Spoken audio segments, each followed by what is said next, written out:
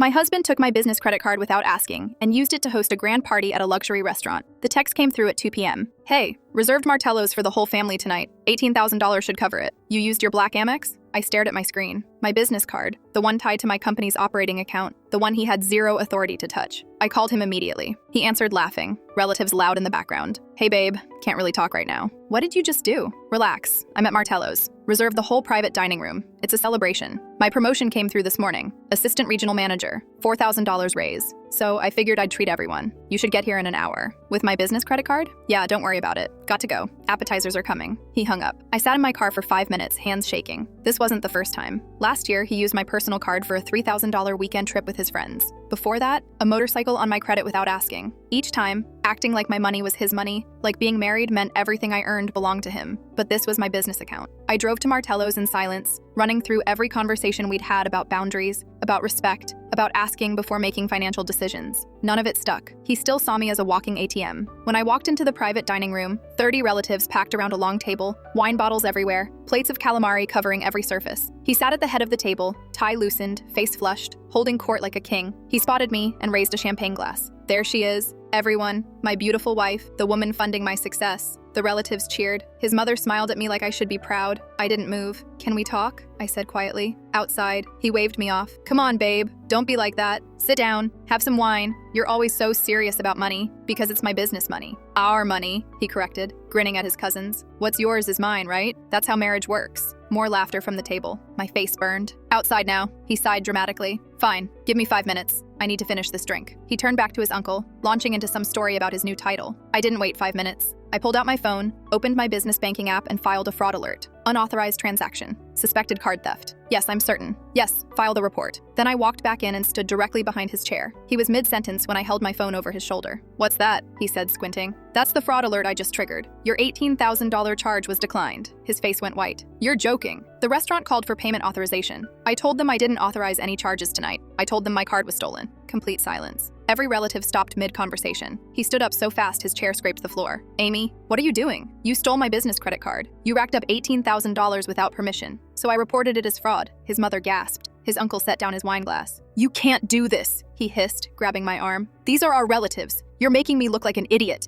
I pulled my arm free. You made yourself look like an idiot when you threw a party you can't afford. The restaurant manager appeared in the doorway, tablet in hand. Excuse me, sir. We need to discuss the payment situation. Pure panic crossed his face. He looked at me, then the manager, then back. Amy, come on. Just call them back. Tell them it was a mistake. It wasn't a mistake. You stole my card. I didn't steal it. We're married. That's not how business accounts work. I looked at the manager. He has no authorization to use that card. If he can't pay cash, you should call the police for theft. The manager shifted uncomfortably. The restaurant door opened. My business partner walked in. She saw my husband at the head of the table. Her face went white. She walked to me like a ghost. Amy, I got your text. My husband stood slowly. What's she doing here? My partner stared at him. Jake? His mother squinted. You two know each other? We were married 14 years ago. The table went silent. My head spun. What? My husband grabbed my shoulders. Amy, it was so long ago. My partner's hands shook. He did this exact same thing. Used my business card. This restaurant, $22,000. She looked at his mother. You were there. His mother went red. We've never met. My partner pulled out her phone, started playing a video. His mother's voice filled the room. The video quality was grainy, but the audio was crystal clear. Jake's mother on screen, younger but unmistakable,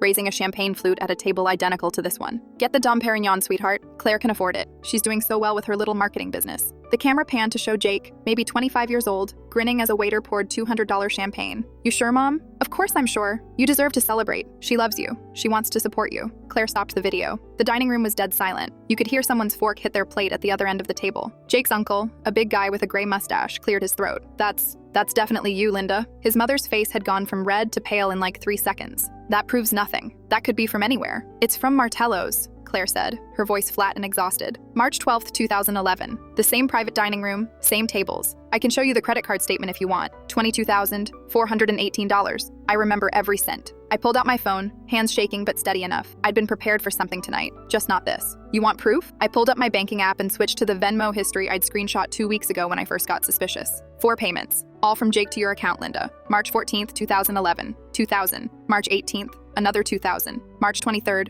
$1,000. March 30th, $1,000. Jake's uncle, whose name I think was Paul, leaned over to look at my screen. His reading glasses were perched on his nose. $6,000? Right after that dinner? His mother stood up so fast her chair tipped backward and clattered against the wall. A waiter near the doorway actually jumped. Those were birthday gifts. Jake always takes care of his mother. There's nothing wrong with that. Claire laughed, but it wasn't a happy sound. It was the kind of laugh you make when you've been holding something in for over a decade. I have the bank records showing the exact flow. My business account to Jake's personal account, Jake's account to Linda's account, 48 hours apart, every single time. She looked around the table. Anyone want to guess how many times this happened during our marriage? Jake's brother Kevin set down his fork carefully. What the hell is going on here? I could barely process what I was hearing, but something in me clicked into focus. 6 weeks ago, I'd found Jake's second phone in his gym bag. At first, I thought he was cheating. I almost wished he was cheating, honestly. What I found was so much worse. I've been documenting everything for 6 weeks, I said. My voice sounded calmer than I felt. After I found Jake's second phone, Jake's face drained of color. Amy, don't. I pulled up the screenshots I'd saved. Text after text between Jake and his mother, planning tonight step by step. I read the first one out loud. Book the whole room. Amy won't make a scene in front of family. Jake's sister Ashley put her hand over her mouth. I scrolled down. She makes 6 figures. She can cover it. Jake reached for my phone. I stepped back, holding it away from him. Here's my favorite, I said, finding the text that made me physically sick when I first read it. This worked with Claire. It'll work again. Kevin stood up, his chair scraping loud against the floor. How many times? How many times have you done this? I looked directly at Jake. He looked like he wanted to disappear into the floor. His tie was crooked. There was a wine stain on his shirt collar. I found similar text exchanges going back 3 years, I said. Different restaurants, different occasions. Same exact pattern. Jake planned something expensive. His mother encourages it. They both expect me to pay. And when I do, money flows to Linda within a week. Jake's father, who'd been silent this whole time nursing a whiskey, set down his glass with a sharp clink. 3 years? His mother's voice went shrill. You illegally invaded his privacy. You can't just go through someone's phone without permission. That's a violation of— Shut up, Linda. Jake's father didn't yell. He barely raised his voice. But the entire table went quiet. People stopped chewing. For once in your life, just shut up. The restaurant manager cleared his throat uncomfortably. He was a thin guy, maybe 50, with sweat forming on his forehead. I'm very sorry to interrupt, but we do need to resolve the payment situation. The total is $18,432. I looked at Jake. You want to handle this? He opened his mouth, closed it, looked at his mother like she was supposed to save him. I turned to the manager. I'll pay it, but first, I need both of them to sign something. Amy, come on, Jake said, and I could hear the desperation in his voice. Don't do this, please. We can talk about this at home.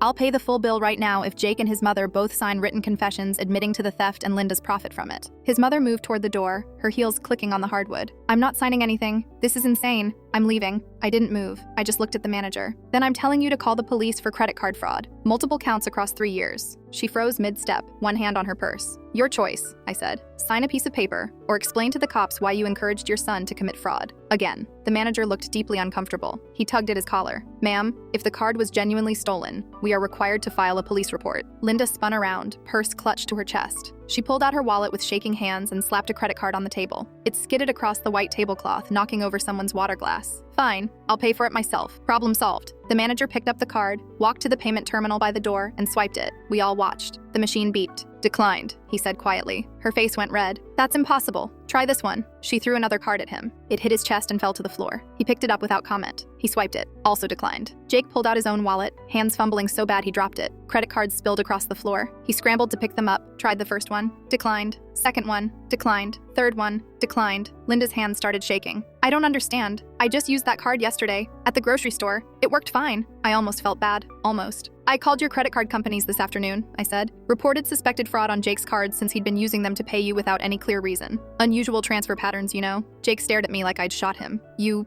froze all my cards? I reported suspicious activity. They froze the cards. That's what happens when you commit fraud. Linda looked at Jake. Jake looked at the floor. Neither of them had a cent to their names. Meanwhile, their whole family was watching this play out like the worst reality show ever. Jake's father pulled out a pen from his jacket pocket and grabbed a napkin. The cloth kind, not paper. He smoothed it flat on the table. I'll write the confession myself. Jake, sign it. Dad, I can't. Sign it or I'm never speaking to you again. Jake took the pen. His hand shook as he signed his name on the napkin. The ink bled a little into the fabric. Jake's father turned to Linda, slid the napkin toward her. Your turn. She crossed her arms. No. He stood up, walked around the table, and looked her dead in the eye. His voice was quiet, but everyone heard it. If you don't sign that napkin right now, I'm stopping the alimony payments tomorrow, and I'm auditing every single payment you've received for the last 15 years. Her face went white. You can't do that. Watch me. I've been paying you $4,000 a month for 15 years, Linda, based on your claims that you couldn't work, that you were destitute. If you've been receiving unreported income this whole time, that's fraud, and I will pursue every single cent. She grabbed the pen and scribbled her name so hard the napkin tore. Ink went through onto the table.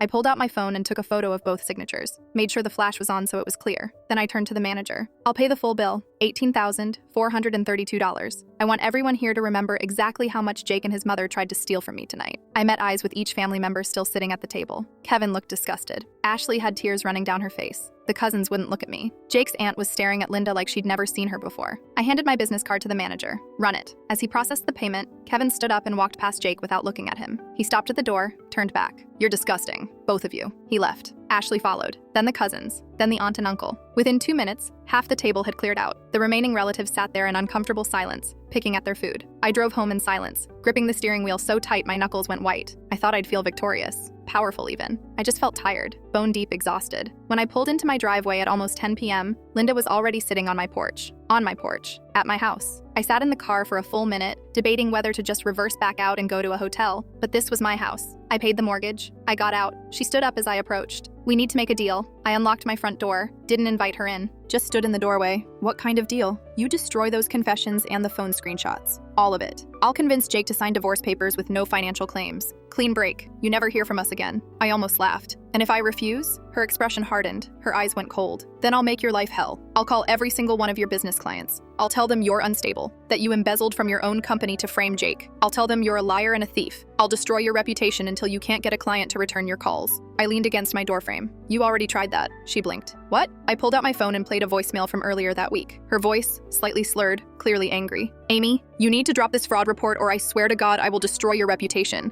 I'll tell everyone what you really are. You think you're so much better than us? But you're just a... I stopped the recording. I have 12 more just like that from the past month. Different days, different times. You've been calling me drunk at 2 a.m., Linda. Leaving threats. I saved every single one. The color drained from her face. Good night, Linda. I closed the door and locked it. The deadbolt. The chain. Through the window, I watched her stand there for almost 5 minutes before she finally walked to her car. She sat in the driver's seat for another few minutes, just staring at my house. The next morning, I got a call from Claire at 7 a.m. Jake got fired. I almost dropped my coffee. What? His company found out he falsified expense reports for 8 months. It's all over LinkedIn. Someone from his office posted about it vaguely, but everyone knows it's him. I sat down at my kitchen table. How did they find out? Anonymous tip, apparently. Could have been anyone who saw what happened last night. 20 minutes later, Jake called. I let it go to voicemail. He called again and again. On the 4th call, I answered. He was crying, actual sobbing. Amy, please, you have to help me. They fired me. They're saying I committed fraud. You have to call my boss and tell him it was a misunderstanding. Why would I do that? Because I didn't know it was wrong. His voice cracked. My mom told me to do it. She said you were making so much money that I looked weak in comparison, and I needed to pad my expense reports to seem more successful. She said everyone does it. She said it was normal. I sat there, phone pressed to my ear, trying to process this. I started recording the call. Your mother told you to commit fraud at your job? Yes. She said it wasn't fraud if I was using the money for work purposes, dinners with clients, networking events. She said it was just smart business, that I'd never be respected if I didn't look successful. She said you'd leave me if you thought I was a failure. And how much did you steal from your company, Jake? Silence. Heavy breathing. Then quietly, about $40,000 over 8 months. I closed my eyes, pressed my fingers against my temples. I'm not calling your boss. Amy, please. I'm never calling anyone on your behalf again. You stole from me. You stole from your company. Your mother has been using you to scam women for over a decade. I'm done. I hung up. An hour later, I got emails from 2 of my biggest clients. Both forwarded messages from Linda claiming I was mentally unstable and had embezzled from my own company to frame Jake for theft. The emails were long, rambling, full of accusations. I didn't panic. I took a breath. Then I replied to both clients with the signed confessions, the phone screenshots, and the recordings of Linda's threats. I kept my message short and professional. One client responded immediately. Holy hell, I'm so sorry you're dealing with this. Let me know if you need anything. Also blocking that woman's number now.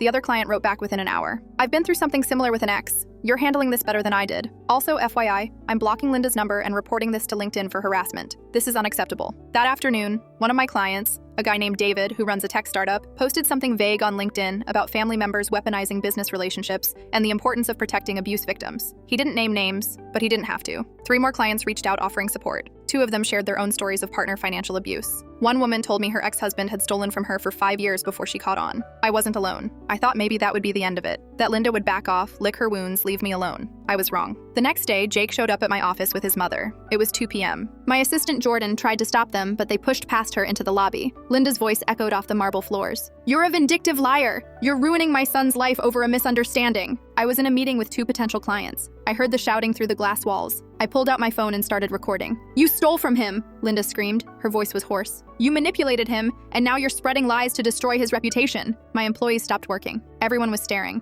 phones out, recording. Jake stood behind his mother, looking miserable but not stopping her, just standing there like a kid watching his mom yell at a teacher. You're pathetic, Linda shouted, pointing at me through the glass. You think you're so smart, but everyone sees through you. You're just a bitter, cruel woman who can't stand to see a man succeed. Security arrived. 2 guys in uniform, both looking uncomfortable. Ma'am, you need to leave. Linda ignored them. I will not be silenced. This woman is a fraud and everyone needs to know. She's destroying my family. They each took one of her arms gently. She started screaming about assault as they walked her toward the exit. Don't touch me. Don't you dare touch me. I'll sue all of you. Jake followed, head down, hands in his pockets. As they pushed through the front doors, Linda turned back. Her hair was a mess, makeup running. You'll regret this. I'll make sure everyone knows what you really are. The doors closed. My office went silent. I looked at Jordan. Send that video to Jake's father and siblings. Subject line, this is who your mother really is. She nodded, already pulling out her phone. Jake's father responded within 10 minutes. I'm filing for an audit of all alimony payments tomorrow morning. I expect you'll testify. I wrote back immediately. I'll testify. 2 weeks later, I sat across from Jake's father and his lawyer in a conference room downtown. Gray carpet, white walls, fluorescent lights. They slid a folder across the table. I've been paying Linda $4,000 a month for 15 years, Jake's father said. His voice was tight, controlled, like he was barely holding it together. Based on her claims of being destitute and unable to work, she said her health prevented her from holding a job. I opened the folder. Bank statements going back years, highlighted sections everywhere. The lawyer, a woman in her 50s with sharp eyes, pointed to the highlighted sections. We've documented $42,000 Jake transferred to his mother over 3 years. All of it appears to be from unexplained sources, likely from you or other partners. Jake's father leaned forward, elbows on the table. If she's been receiving unreported income while collecting alimony, that's fraud. I've paid her over $720,000 over 15 years, based on a lie. The lawyer did some quick math on her calculator. Based on the unreported income we can prove, Linda has fraudulently collected approximately $200,000 in alimony. I felt dizzy. $200,000? At minimum. There are likely other sources we haven't found yet. We're subpoenaing her bank records now. Jake's father looked at me directly. The hearing is in 3 weeks. Will you testify? Yes. His lawyer made a note. We'll subpoena you formally, but having you willing makes this much easier. Thank you. I left that meeting and went straight home. I was exhausted, completely drained. I ordered takeout, ate half of it, fell asleep on my couch at 8 p.m. My phone rang at 9:30. Linda. I almost didn't answer, but something made me pick up. If you testify, she said, voice cold and clear, I'll destroy you. You already tried. I have proof you're pregnant, proof you're using this divorce to trap Jake while denying him parental rights. When I tell everyone, they'll see you for what you really are, a manipulator, a liar. I actually laughed. What are you talking about? I know you're pregnant, and when I tell everyone, they'll turn on you. You'll lose everything. She hung up. I sat there, phone in hand, completely confused. I wasn't pregnant. I'd never been pregnant. We'd never even tried. Where did she get this idea? The next morning, I woke up to 37 missed calls and texts from family and friends. I opened Facebook. Linda had posted at 6 a.m. Everyone needs to know the truth about Amy. She's pregnant with Jake's baby and is using the divorce to punish him and deny him his parental rights. She's cruel and manipulative and is using an innocent child as a weapon. Jake deserves to be a father. Please share this so everyone knows what she's really doing. The post had 200 shares already. Comments flooded in. Relatives asking if it was true. Friends concerned. Strangers calling me horrible names. People I'd never met saying I should be ashamed. I didn't respond. I let it sit. I let the speculation build for 3 days. Let people wonder. Let the questions pile up. Then I sent a message to Jake and Linda. Let's meet. We need to discuss the pregnancy. Coffee shop on 4th Street, tomorrow at 2 p.m. Jake responded immediately. Okay, thank you. We can work this out. Linda didn't respond, but I knew she'd show up. I got there early, ordered a black coffee and sat by the window. Watched people walk by, couples holding hands, a mom with a stroller. Normal life happening all around me. They arrived together at exactly 2 p.m. Linda was carrying baby name books. Actual baby name books with sticky notes marking pages. She had a whole folder under her arm. They sat down across from me, both looking smug, like they'd won. I took a sip of coffee, let the silence stretch. I wanted to tell you both in person. There is no pregnancy. There never was. Linda's smile vanished. What? I'm not pregnant. I've never been pregnant. You made it up. I have proof, Linda said, but her voice wavered. She clutched her folder. What proof? She opened the folder, pulled out printed screenshots of my Amazon purchases from 3 months ago. Prenatal vitamins. You bought these. Those are regular multivitamins. Check the listing again. She shuffled through papers, pulled out another screenshot. You searched for maternity clothes. I was buying a gift for my coworker's baby shower. I know you are. Her hands were shaking now. Jake's face changed as he realized what happened. Mom, did you lie about this? I didn't lie. I was protecting you. She's the type to. You lied to me, Jake said quietly. You told me she was pregnant. You said you had proof. You made me believe we were having a baby, and she was hiding it from me. I pulled out my phone and started recording. Linda, can you tell me again why you posted on Facebook that I'm pregnant? Her face flushed red. Because you are. What proof do you have? I don't need proof. A mother knows these things. So you fabricated a pregnancy to manipulate the situation. I didn't fabricate anything. I know what I know. Then show me the proof. She had nothing. She sat there, baby name books on the table, looking between me and Jake like we'd both betrayed her. The folder slipped from her hands and papers scattered across the floor. I stopped recording, posted the video to Facebook as a direct response to her pregnancy announcement. For everyone asking, I am not pregnant. I have never been pregnant. Linda made this up to manipulate sympathy and force reconciliation. Here's her admitting she has no proof. The post went viral in our social circle within hours. Comments poured in within minutes. Jake's sister wrote, "This is who our mother is. A liar who will say anything for money and control. I'm done defending her. I'm done making excuses. This is sick." Jake's brother, "Mom, you need professional help. This is beyond shameful. You fabricated a pregnancy. You need to hear how that sounds." Cousins, aunts, uncles, all turning on her. Comments I never expected to see. People who defended her for years suddenly seeing the truth. Linda started private messaging my friends and family that night. Increasingly unhinged messages about how I was poisoning everyone against her. How I'd seduced Jake just to get access to family secrets. How I was the real manipulator. How this was all a plan I'd had from the beginning. One message to my sister. "Amy has been planning this for years. She targeted Jake because she knew he came from money. She's been bleeding him dry and now she's trying to destroy us when we fought back."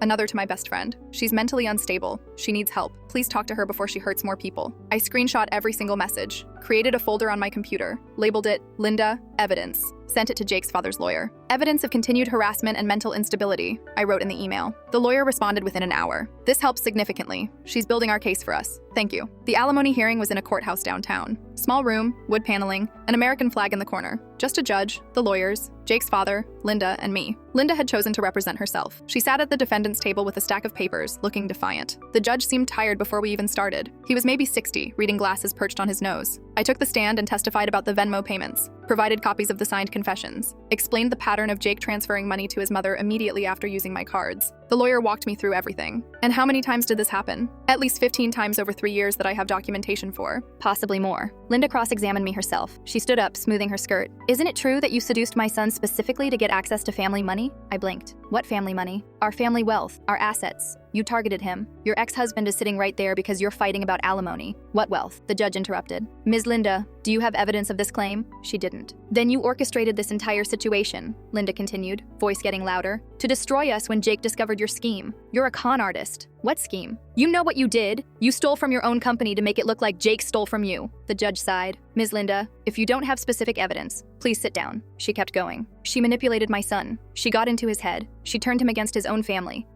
Ms. Linda, sit down." She sat, face red, hands shaking with rage. The judge reviewed the documents for what felt like an hour. The room was silent except for papers rustling. Linda kept shifting in her seat. Finally, "Alimony is terminated immediately. Ms. Linda is ordered to repay $30,000 in fraudulently obtained payments within 90 days. Linda shot to her feet. "That's not fair. He's lying. She's lying. You're all against me because I'm a woman." The judge looked at her over his glasses. "Ma'am, I suggest you sit down before I hold you in contempt." She didn't sit down. She turned to me, face twisted with rage. "This is all your fault. You ruined everything. My son had a good life before you." The bailiff moved toward her. "You're a horrible person," Linda screamed at me, spit flying. "You destroyed my family. I hope you rot in hell." "Ma'am, you need to leave now." She tried to push past the bailiff. He caught her arm. "Don't touch me. Don't you dare touch me. This is assault." They escorted her out. Her screams echoed down the hallway. I could hear her all the way to the elevator. Jake stood in the hallway after, watching his mother being led away by court security. He didn't defend her. He didn't follow. He just stood there looking lost. I walked past him without saying a word, didn't even make eye contact. That night, Linda created a fake social media account, called herself Justice Seeker 2024, posted the signed confession claiming I'd forged it, and coerced them both into signing under duress at the restaurant. She tagged my business account, my personal account, started posting my home address and business location, calling me a con artist who was stealing from honest people.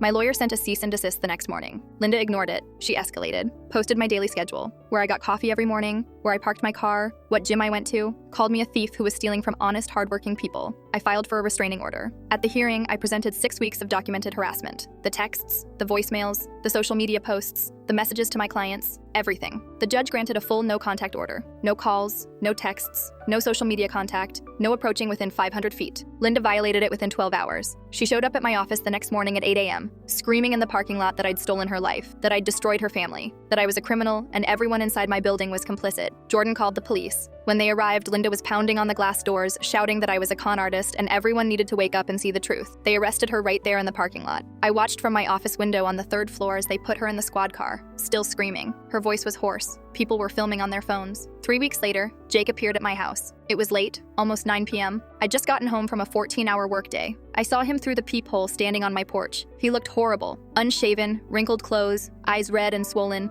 I opened the door but didn't invite him in. Kept my hand on the doorknob. "Hey," he said quietly. His voice was rough. "What do you want, Jake?" He couldn't look at me. Just stared at his shoes. "I don't know. I needed to talk to someone. I'm not someone anymore. I know." He ran his hand through his greasy hair. "I got fired. My mom's facing criminal charges. My whole family won't talk to either of us. My dad said I'm not welcome at family events anymore. Kevin blocked my number. Ashley won't return my calls." I said nothing, just waited. "My mom," his voice cracked. "She told me everything, about how she's been coaching me since high school." I leaned against the doorframe, crossed my arms. "She said it was normal," Jake continued, and he was crying now. "That men deserve to be taken care of." That finding successful women and making them support you was just smart. She'd point out girls in my classes, tell me which ones would make good money someday. She helped me practice what to say, how to act interested in their hobbies. She told me it was what I deserved, that women like being providers, that it made them feel needed. I felt sick. "I didn't think it was wrong," he said. "I thought everyone did this." She made it sound so normal, like every guy did it but just didn't talk about it. "What do you want me to say, Jake?" He finally looked at me. His eyes were desperate. "What am I supposed to do now? I have nothing. No job, no family, no money. I'm living in a motel off Route 9. What am I supposed to do?" I took a breath. "That's not my problem anymore. Did you ever actually love me?" His voice broke completely. "Or was this all just revenge? Did you set this up to destroy me?" I thought about that, really thought about it. About the man I thought I'd married. About the life I thought we were building. "I loved who I thought you were," I said quietly, "but that person never existed." I closed the door, locked it. The deadbolt clicked into place. Through the window, I watched him sit down on the curb, head in his hands, completely alone with the consequences.